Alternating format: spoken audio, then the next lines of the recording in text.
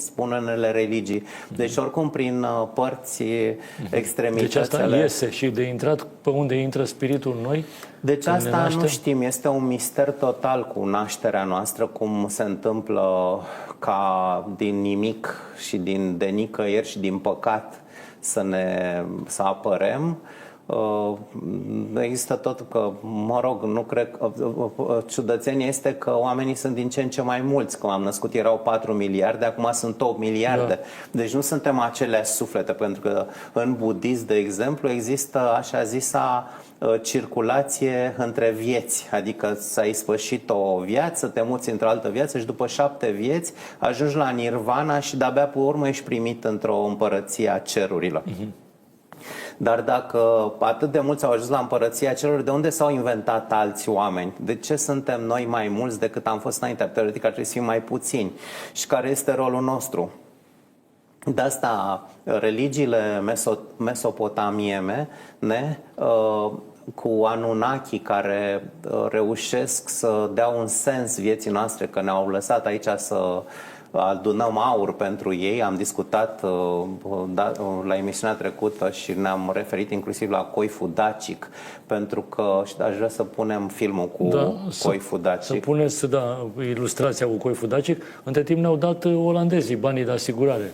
5,7 milioane, din care 4 milioane pe coif și restul pe brățări. Valoarea coifului este extraordinar de importantă. Se pare că cineva, este foarte mare, cineva îl folosește la aceste întâlniri religioase care sigur au loc, care invocă civilizații vechi, religii vechi, zei pierduți de noi, pe care noi nu-i mai știm și la care anumite persoane au acces, pentru că acel coif are niște elemente foarte importante. Deci asta este, asta e coiful înainte să fie furat, acest Anunnaki cu cioc de pasăre care este pe tâmple, avem în spate niște grifoni, se numesc. Acești grifoni sunt spirite malefice care însoțesc sufletul omului spre lumea de dincolo. Și acești ochi apotropaici care seamănă foarte mult cu ochiul lui Horus. Deci Horus este un zeu al reînvierii din religia egipteană. El este fiul lui Isis și încearcă mă rog, ochiul ăsta este ochiul universal, ochiul se găsește și la musulmani. Dacă vă duceți în piețe, în târguri, în bâlciurile lor, există un ochi magic care poartă noroc, prin care Dumnezeu vede casa ta și ți-o protejează de sticlă, îl fac musulmanii. Deci ochiul ăsta îl regăsim chiar și pe bagnota de $1 cu piramida aia și cu ochiul, exact ochiul ăsta. Ochiul apotropaic, ochiul care protejează și în același timp ne lasă să comunicăm cu lumea de dincolo. Așa, și vedem, deci asta este o imagine a sacrificiului. Asta ne pune puțin pe gânduri, nu? Așa aratau înaintașii noștri, erau niște păsări cu... Da, deci ciocul și aripile pe care le are în spate acest personaj, e clar că nu are nicio legătură cu religia creștină. Nu, religiile recente, vreau să spun, nici musulmană, nici creștină, indiferent că Invitatul meu de aseară susținea că acest coif e al lor, al agatârșilor. Nu are nicio legătură cu noi. Agatârși au existat, sunt amintiți de Herodot, erau strângători de aur din bazinul râurilor, crișurilor, celor 3 crișuri, râu, care astăzi se numesc crișul alb, crișul negru și crișul repede, pentru că criș vine chiar de la aurit, înseamnă crisola, înseamnă aur în greaca veche, și ei își făceau veacul acolo în zona respectivă strângând aur din aluviuni. Puneau, încă o dată am mai povestit asta, puneau piei de oaie cu blana în sus, cu bolovani pe pielea de oaie, pe blana de oaie, și după un an de zile pieile alea prindeau foarte multe pipite de aur și se uscau pieile respective, se ardeau și în cenușa respectivă rămânea aurul. Tot așa se decanta aurul față de cenușă și cu bucățelele de aur foarte multe se făceau diverse obiecte. Dar mă îndoiesc că este alaga târșilor, pentru că, așa cum spunea invitatul de aseară, el ar trebui să fie albastru, că agatârși aveau piele albastră, dar vreau să-i spun în secret, aveau piele albastră pentru că se tatuau. Deci aveau, asta spune Herodot, că se tatuau foarte intens, adică erau practic albaștri din pricina tatuajului. Deci ei aveau erau ca cei din Avatar, oricum, albaștri. Așa, și încă o dată să revenim la grifonii aia din spate, de pe ceafa acestui coif, care era un coif de religios. Deci cu acest coif se făceau proceduri religioase, fie la morți, la mormântări sau la naștere, depinde, n-avem de unde să știm că nu sunt consemnate. Și cineva a vrut să-l recupereze. El are o valoare inestimabilă pentru respectivul cerc de inițiați care proiect au dat foarte mulți bani să-l recupereze, de aia nici nu mai poate fi găsit, că e vorba de super profesioniști și super bani care s-au dat, s-au dat mai mult de bani pentru furtul lui decât despăgubirea pe care am luat-o noi de la olandezi. Deci este foarte posibil. Pentru că el are niște elemente apotropaice și psihopompe, cum se numesc, care sunt unice în lume, nu s-au mai păstrat. Ăsta, printr-un noroc, s-a păstrat cumva, nu se știe cum a ajuns în spațiul românesc. Da. El a fost găsit în 1928 în satul Coțofenești din Prahova, actualul județ Prahova, și a fost donat pentru un circuit foarte lung, a călătorit pe la mai multe persoane, a fost donat statului român. Deci uitați, acești gifroni, aceste ființe ciudate care au și coadă și aripi, coadă de șarpe, corp de vulturi și picioare de leu, deci puterea leului cu vigilența vultului și capacitatea lui de a zbura, și coada de șarpe, care șarpele este foarte frecvent și în religia greacă și în religia musulmană. Avem, de exemplu, pisica este venerată în religia musulmană pentru că i-a arătat lui Mahomet că în mâneca hainei sale să cuibărise un șarpe care ar fi vrut să-l muște, și atunci pisica asta, povestește Coranul, povestea asta este în Coran, l-a avertizat pe Mahomet și a scuturat haina și a căzut șarpele și astfel a scăpat să fie mușcat. Apropo de strigoi, pisica este interzisă în preajma morților. Da, că să nu are voie să treacă pe sub sicriu, mi-a scris cineva. Domnul Dan Diaconescu, dar și noastră sunteți specializat pe... Da, nu mă lăsați doar pe mine să vorbesc, vă că știți... Nu.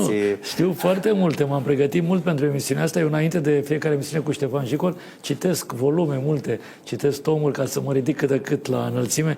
Corina Klein spune, de exemplu, din Brașov, domnule Diaconescu, un invitat care mă face să nu mă pot dezlipi din fața televizorului. Un subiect foarte bun. Unde a stat ascuns domnul Ștefan până acum? Este o adevărată enciclopedie. Trebuie invitat aproape zilnic. Întrebați-l pe domnul Jicol ce se întâmplă, de exemplu, cu sufletul sinucigașilor. Ce se întâmplă? Deci, încă o dată, sinucigașul cumva vrea să evadeze și atunci trebuie să fie pedepsit. Și este luat și băgat fie într-un trib african unde stau ăștia cu muște pe la gură și n-au ce să mănânce și vai de capul lor, sau într-un scaun cu rotile sau într-o formă de genul ăsta, care cumva arată celorlalți din jur: uite ce pățește cineva care nu se supune regulilor. Deci noi avem niște reguli, trebuie să recunoaștem. Avem reguli de familie, avem sociale, de comunitate, de serviciu. Deci peste tot noi suntem sub niște reguli, niște legi care ne guvernează. Noi nu avem voie să ieșim din ele. Și când unul vrea să evadeze, atunci este pedepsit. Jean-Jacques Rousseau, marele enciclopedist și unul dintre cei care au pregătit Revoluția franceză, a scris Contractul social și îl spune acolo: omul s-a născut liber, dar este pretutindeni în lanțuri. Acum să ne gândim la plânsetul copilului în momentul nașterii. Deci cel mai bun semn că este copilul sănătos este că plânge. Și de ce plânge copilul când ajunge pe lumea asta? Pentru că el își dă seama în ce lume a intrat. E ca și cum te-ar trimite cineva într-o celulă de pușcărie sau într-un loc îngrozitor unde te chinuiești și copilul plânge, e foarte greu să acomodează, cu toată grija și cu toată atenția comunității sau familiei, el are o perioadă de acomodare în care se simte destul. Toți, fiecare dintre noi am plâns la naștere și asta doctorul îți dă notă mare că ai plâns. Adică, bine, toți copiii trebuie să plângă, asta e regula.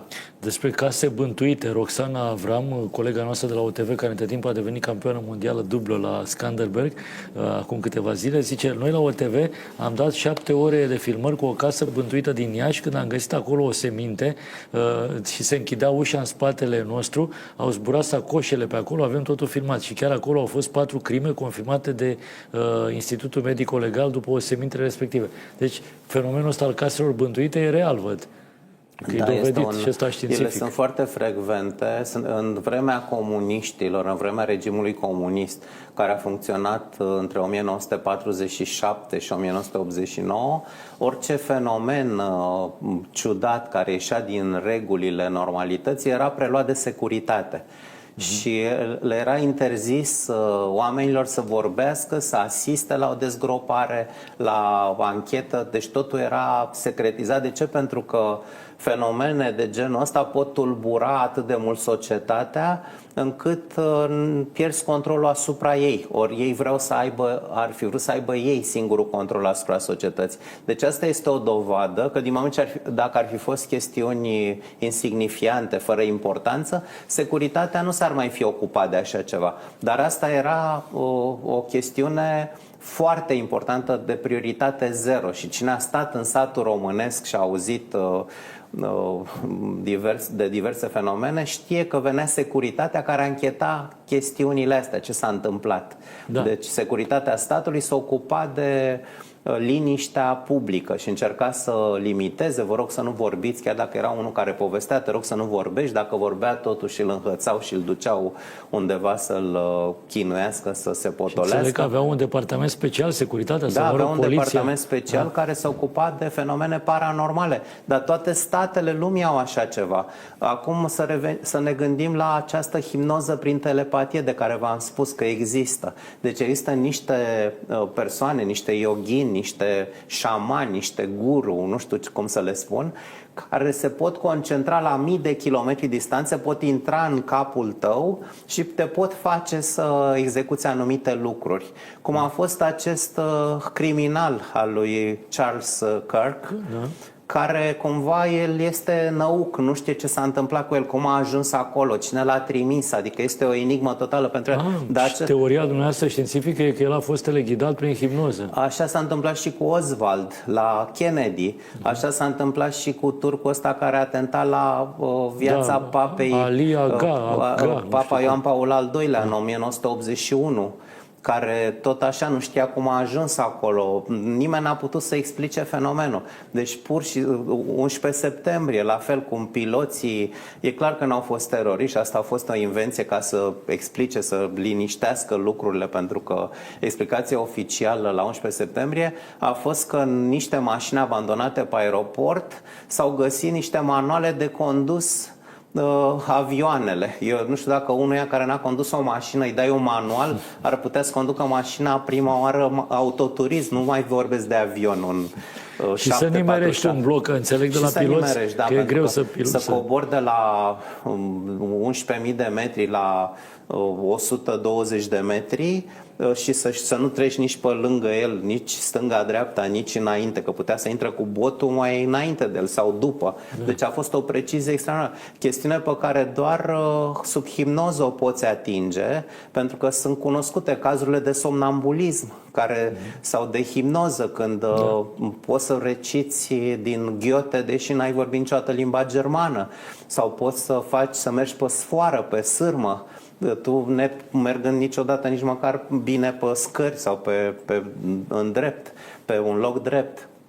Da. Deci sunt niște fenomene care nu pot fi explicate, care sunt ascunse maselor pentru că ar intra în panică și ar strica regulile, legile și și-ar comuta atenția de la agenda publică care este făcută de obicei tot de către putere, și asta se întâmplă în orice stat al lumii. Astăzi citeam că o persoană, au apărut niște mail-uri către toate școlile și către toate grădinițele. Amenință cu masacrarea elevilor, da.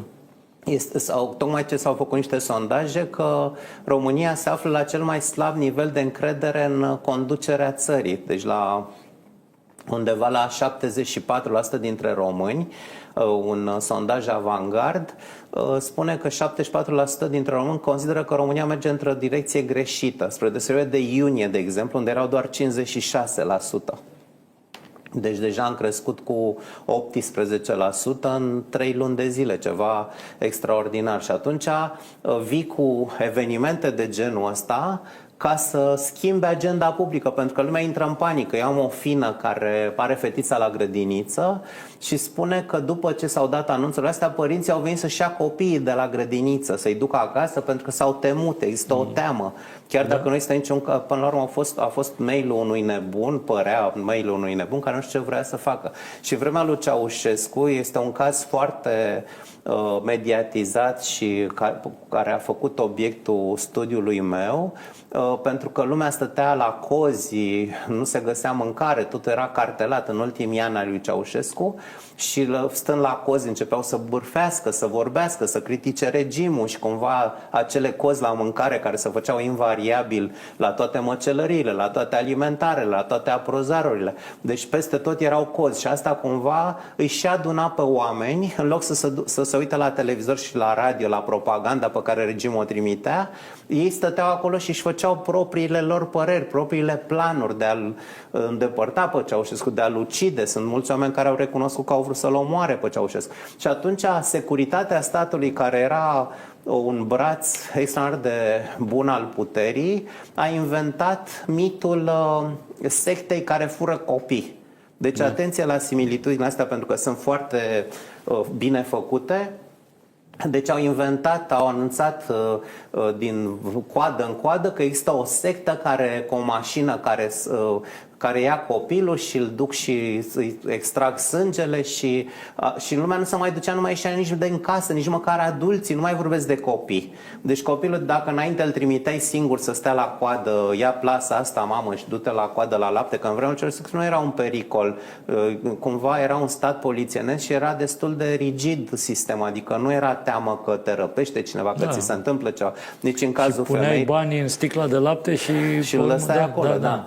Și vreau să spun că s-a schimbat agenda publică timp de 3-4, de unde a ajuns că ei măsoară în fiecare zi cât de periculoasă este ostilitatea publică și atunci trebuie să schimbi orientarea lor, așa cum ne povestește Petre Ispirescu în poveștile sale, că făt frumos când era urmărit de cotoroanță, bagă mâna în urechea calului și aruncă o gresie care să face un munte mare și cotoroanța nu poate să roadă muntele ăla și mai întârzie un pic. Pe urmă aruncă o perie, să face o pădure, cotoranța roade copacii ăștia, dar o întârzie. Aruncă o oglindă, să face un lac. Toate chestiunile astea se întâmplă în zilele noastre, de asta trebuie să fim foarte atenți la comparații și la similitudini.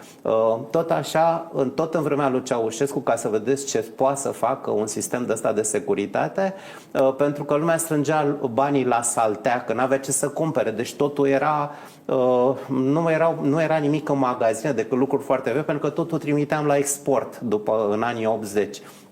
Și lumea avea salariu mai mare sau mai mic, dar n-aveau ce să cumpere. Nici mâncare nu puteau să-și cumpere, nici haine, nici nimic, că nu aveai de unde să-ți cumperi. Și atunci securitatea a lansat zvonul stabilizării. Atenție, să face stabilizare. Ce înseamnă stabilizare? Că se retrag toți banii vechi și îți primești alți bani și cu ăia nu mai ai ce să mai faci, rămân hârtii de aruncat. Acum au fost 2 stabilizări în România imediat după ce au venit comuniștii, în care au anunțat după o zi pe alta noaptea, de mâine dimineață vechii vechile bancnote nu mai sunt folosibile. Oamenii având memoria stabilizării din epoca stalinistă veche, ne aflam acum în anii 80, s-au repezit cu banii și au scos după în grădini, din borcanele cu murături, din congelatoarele care erau goale și n-aveau ce să pună în ele și țineau banii care strângea fiecare, s-au repezit să cumpere orice după piața românească. Cumpărau perdele îngălbenite, fitil de lampă, orice prostii cu care n-aveai ce să faci practic, dar decât să rămân cu banii, mai bine mi iau marfă, pentru că cu acea marfă puteai să faci un troc și să schimbi dacă găseai. Și pantofii, stâlciații, orice au cumpărat tot. Deci mobilă veche care era umflată pe magazine și nu mai cumpăra nimeni. Deci s-a cumpărat tot. În primul rând, sistemul a scos banii ăștia la lumină și și-a vândut mărfurile pe care nu le-ar fi vândut. Deci de tipul ăsta este diversiunea de astăzi, cu nebunul care amenință copiii și care, așa, fina mea și-a luat și ea copilul de la grădiniță. Da? Astăzi, tot astăzi, da. Ei n-au dat la televizor, dar și grădinițele au primit. Deci cineva a avut lista cu toate școlile și grădinițele și a trimis un mail identic, da. a trimis la toată lumea și cumva toți au intrat în panică, a creat o psihoză colectivă și lumea uită de presiunea asta. La începutul sfârșitul săptămânii trecute și în timpul weekendului s-a creat o presiune foarte mare pentru înlocuirea premierului. Și toată lumea vorbea că să schimbă premierul. Da, și astăzi încă se mai vorbește. Da, cu chestiuni de genul ăsta și să așteaptă să apară și mâine altceva și tot așa, ca să mai disipe cumva. De ce? Nu sărim dintr-una în alta și vedeți cum se leagă lucrurile. Oricum revenim asupra lor, că o să ne roage. Tot de tipul ăsta, pentru că noi nu înțelegem. Vorbim de ezoterismul ăsta care este rezervat unora, pentru că ezoterismul nu se referă numai la fenomene paranormale, se referă și la ocultism, la zonele astea pe care nu le putem stăpâni, nu le putem înțelege, care ne sunt ascunse. Ce se întâmplă? Avem formele astea de înțelegere limitată pentru lumea înconjurătoare. Deci noi nu știm practic nimic, ne învârtim într-o, zice Eminescu, muști de o zi pe lume mică de să măsură cu cotul, în acea dimensiune ne învârtim, uitând cu totul, că îndărătul și înainte întuneric se arată, zice el. Deci cumva tu ai întuneric peste tot, doar unde ești tu e lumină, și vezi doar zona ta redusă. Dar vă spun de ce e important ca guvernul să nu cadă, și acum vă spun o chestiune în premieră, pentru că duminică în Republica Moldova sunt alegeri. Da. Acolo sunt două tabere fabuloase, rușii, zona ruso-chineză și americană. Se bat pe Moldova. Dacă câștigă rușii parlamentare, pentru că sunt alegeri parlamentare, ceea ce România ar trebui să înțeleagă, că parlamentarele contează în sistemele parlamentare și nu președintele, că la noi tot așa am fost derutați cu Georgescu și am uitat de alegerile parlamentare de pe 1 decembrie și lumea nu s-a mai dus la vot, n-a mai contat și uite, au ieșit partide pe care ei nu le voiau. Și Parlamentul, conform articolului 61, este important. E așa și în Republica Moldova. Deci s-a terminat cu alegerea președinților, s-au bătut Maia Sandu cu Dodon și acum sunt partidele lor. Dodon este cu partidul pro-rus și Maia Sandu cu partidul pro-european, pro-american. Propaganda rusă care e? Le spune moldovenilor, aveți două variante. Vreți haosul din România și cu răsturnare de guverne și instabilitate, sau vreți stabilitatea care vă oferă Vladimir Putin? Deci vă dați seama, deci oameni sunt niște instituții care lucrează la nivelul psihicului atât de fin, încât îți lovesc sensibilitățile tale elementare, primordiale. Și moldovanul care este liniștit, este calm, tinde să meargă uitându-se în România că se schimbă guverne, că e o instabilitate, că e o nemulțumire în guvern și în regim, să meargă spre Rusia. Deci asta e o chestiune foarte delicată, pentru că ei sunt cap în cap, cumva la 50-50 20% se întâmplă. Și din motivul ăsta, săptămâna asta, cel puțin până pe 28, când sunt alegeri în Republica Moldova, nu o să cadă niciun guvern. Eu vă spun de acum. Nu mai sperați că o să cadă, pentru că asta ar însemna să dea apă la moară propagandei ruse, care arăta, uite, vreți ca în România, uite cum se schimbă guvernele acolo și ca pe Desigur, până și... duminică, până la alegeri, nu se întâmplă Deci nimic. nu se întâmplă nimic, pentru că și asta este marea luptă. Și acum să revenim. Deci există un ezoterism religios, există un ezoterism filozofic, pentru că ce înseamnă filozofia, spune Platon? Este calea de a atinge mântuirea, liniștea sufletească pe lumea de dincolo. Deci, de fapt, noi de asta filozofăm, de asta ne gândim cu în profunzime. Nu trecem pe lângă lucruri fără să le băgăm în seamă. Dacă vrem să înțelegem lumea, foarte multă lume m-a întrebat pe mine, bă, dar cum te-ai pricopsit tu și cum ai făcut, că ești destul de tâmpit, ceea ce e adevărat? Zic, dom'le, am și fost... cum v-ați îmbogățit, da? Așa, și cum ai luat oarecare avere și cum ai făcut? Zic, dom'le, am fost atent, n-am lăsat lucrurile să treacă pe lângă mine. În timp ce unii oameni își pierd energiile, timpul, banii, nervii în chestiuni mizere, țigări, cafea, băutură, distracție în club, concerte, se duc acum românul, se duce în străinătate, aude că la Amsterdam e nu știu ce concert, nu mai vor în România, că asta e de proști, e de țărani. Se duc la Amsterdam, se duc la Copenhaga, se duc cine știe unde. Și asta este, deci trebuie să ai cumva să fii un pic mai ascet. Deci asta Bine, e. oricum dumneavoastră sunteți și singurul din România care nu bea cafea. Rest toți românii beau cafea. Și asta e situația. Ați dat o lovitură mortală industriei cafele. Da, eu am explicat că este o travă inutilă. Vă dau doar niște exemple statistice oficiale. Deci 78% din prețul pe țigări se duce în impozite. 78%. Deci 22% din pachetul de țigări rămâne pentru comerciant, pentru ăla care ambalează, pentru ăla care strânge tutunul, deci doar 22%. 78% sunt impozite. Vin 30 de miliarde la stat anual numai din țigări. Deci 30 de miliarde de lei. Asta înseamnă România, 6 miliarde de euro. De 6 miliarde de euro să ne gândim că Ceaușescu s-a împrumutat 10 miliarde de euro. Noi aducem 6 miliarde pe an numai din țigări. Da. La fel și cafeaua, există un procent similar și dacă fiecare om și-ar face socoteala câți bani dă pe țigări, cât dă pe cafea, cât dă pe alcool, toate chestiunile